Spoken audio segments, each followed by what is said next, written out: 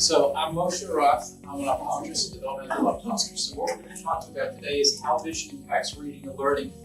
I said before, if you have questions, please interrupt. Thank you, Nicole, for inviting me to speak.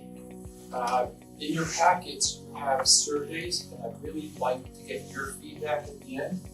There's also a sign-in sheet that's going around. If you'd be so kind as to put your name and your email address.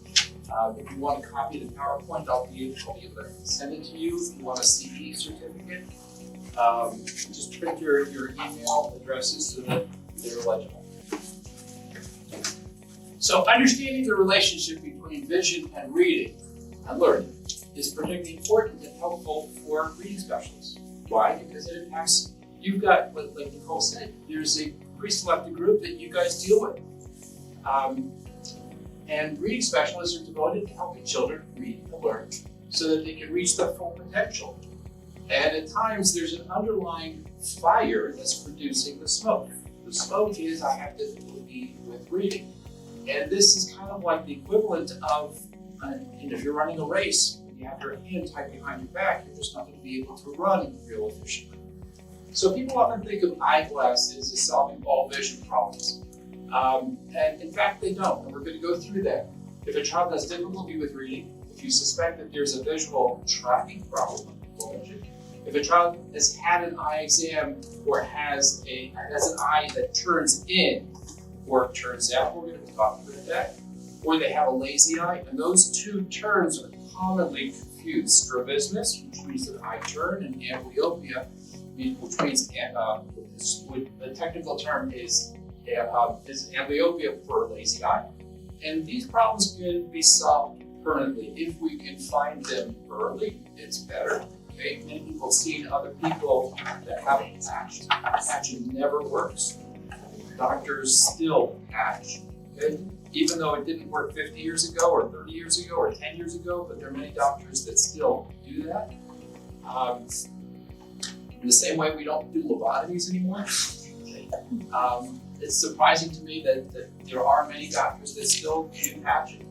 Visual skills are precursors to reading. So when you did a higher level course, when you studied to become a reading specialist, you probably had underlying precursors or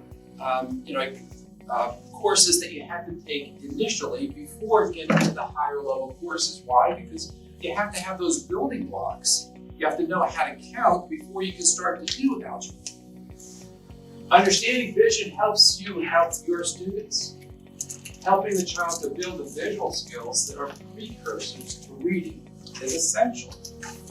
It makes your job more effective and more rewarding to you, okay? Because now you can concentrate on what you do, building the reading.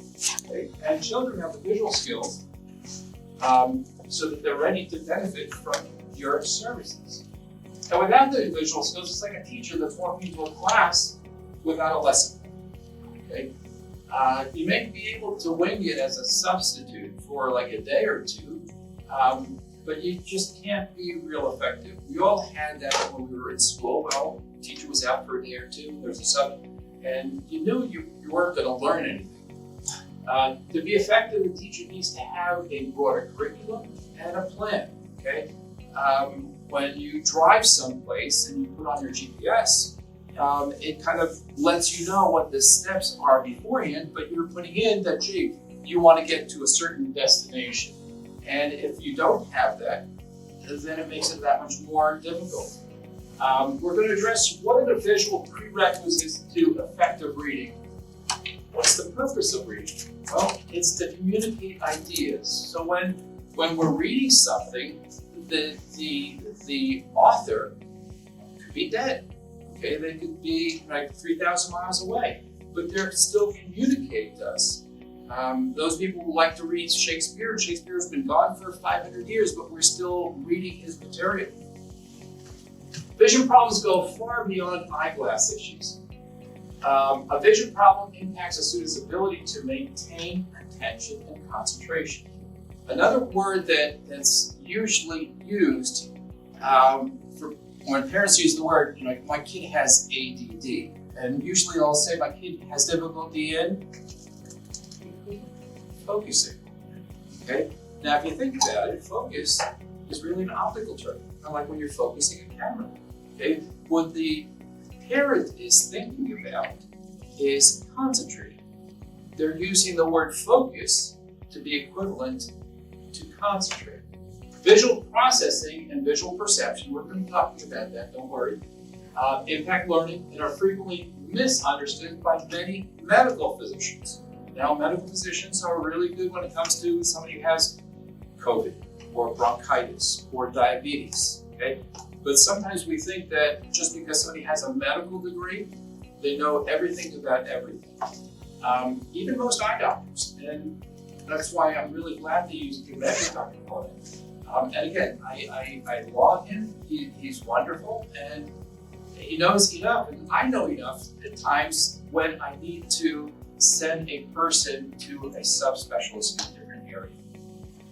So the goal of this presentation is to explain what are the components of vision, how does vision impact reading and learning, what are the solutions to vision problems that impact learning, and one of the things that Nicole really wanted me to concentrate on is how can you guys test for some of these problems? So I want to put the tools into your toolbox.